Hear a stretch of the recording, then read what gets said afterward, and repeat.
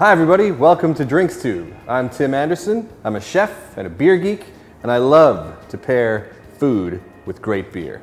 Today, we're going to be pairing some great beers with an often overlooked but very important category of food, bar snacks. Now there are some classic bar snacks that you find at pubs and bars everywhere, and I'm going to show you the perfect beers to have with them. First up, classic bar snack, salty, crunchy, piggy pork scratchings. Now, a meaty bar snack like pork scratchings demands a meaty beer. We're gonna go for one of the meatiest ones around, a German smoked beer style called Rauchbier.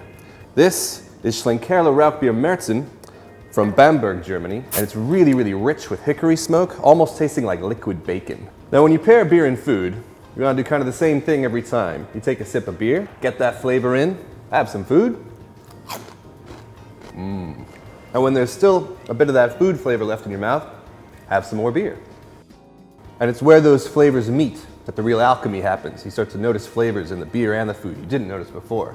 This works beautifully. The beer has a really rich, smoky flavor, which obviously goes great with the pork. But it's also fairly light-bodied and has a bit of fizz to it, which helps cut through the fat and the salt of these delightful scratchings. So next time you're munching on some pork scratchings at the bar, try it with a Rauchbier or another smoked beer. If they don't have one, something else with a nice roasty dark malt flavor will do. A dry stout, a porter, or even a dark mild.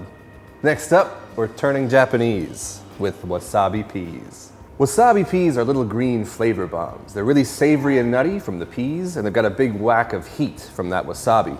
To go with it, you want to get something that's a little bit fruity and a little bit spicy itself, like a Belgian-style wit beer. I've chosen a Japanese wit beer, Hitachino Nest White Ale. This is brewed with coriander, orange peel, and a little bit of orange juice. Almost smells like a ginger beer.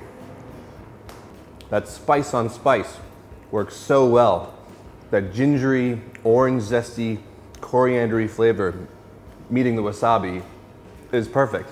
The bubbles in this beer, which are really lovely and foamy, they sort of help clean up the palate of that almost peanut buttery richness you get from the peas. So whether you're at the bar or at home, next time you're snacking on some wasabi peas, get yourself a nice zesty wit beer.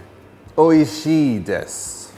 That means delicious in Japanese. Next up, something a bit more substantial, something that really lines the stomach. The Scotch egg. Scotch egg, of course, is a boiled egg wrapped in seasoned pork mince, breaded and deep fried. It's lovely and meaty and rich. The classic pairing for egg dishes is a German Hefeweizen, a wheat beer. I've chosen one of my favorite beers, Wugang Chops the Tree. It's more or less a classic German wheat beer, but it's brewed with bay leaves. The beer is light and refreshing and palate cleansing, but there's enough flavor and body there to stand up to all the big flavors in this egg. There's a natural clove-like flavor from the yeast in this wheat beer. Works so well with that pork. And that sort of natural, sweet wheat beer flavor. It's the perfect boil for that nice creamy yolk. Honestly, folks, whenever you're drinking any kind of beer, you should probably have a Scotch egg. Scotch eggs are delicious, but especially if you're having a wheat beer. A German-style wheat beer is such a good match for that.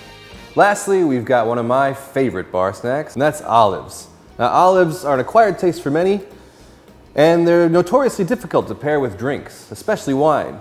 But that's why we're drinking beer.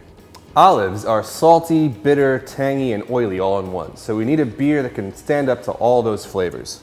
And I've chosen Orval, a classic Belgian monastic Trappist beer. If you want to learn more about Trappist beer, click here to see the Craft Beer Boys video on Trappist ales. Now, Orval is unique among Trappist beers in that it's brewed with Brettanomyces, a fungus which is considered a fault in wines in many beer styles. But in Belgian ales, it contributes a nice funky aroma and a little bit of tartness. It's kind of got some of the same fruity/earthy flavors and aromas that the olives have. Many beer pairings work by contrast. They work because they're different and complementary. But in this case, the beer and the olives work so well because they're actually quite similar. They have about the same level of bitterness and the same level of tartness, which means they cancel each other out. And both the beer and the olives seem sweeter. The olives in particular take on a real meaty, savory flavor. And the beer also becomes sweeter and almost like a honey flavor, but it's got these lovely, soft, rolling bubbles that come in and clean up the oil that's on your palate. It's fantastic. So next time you're noshing on some olives, Try it with a beer and make that beer something tart and probably Belgian, like a lambic, a Trappist ale, or maybe a Flemish red. So there you go, some awesome beer and bar snack pairings. Now if you've got some good beer and bar snack combos of your own, I'd love to hear them, so leave them in the comments below. If you'd like to see me do more beer and food pairing, click here to see me match beer and street food. And whatever you do, subscribe to Drinks Tube for more great recipes, pairings, and guides to all sorts of drinks. Cheers!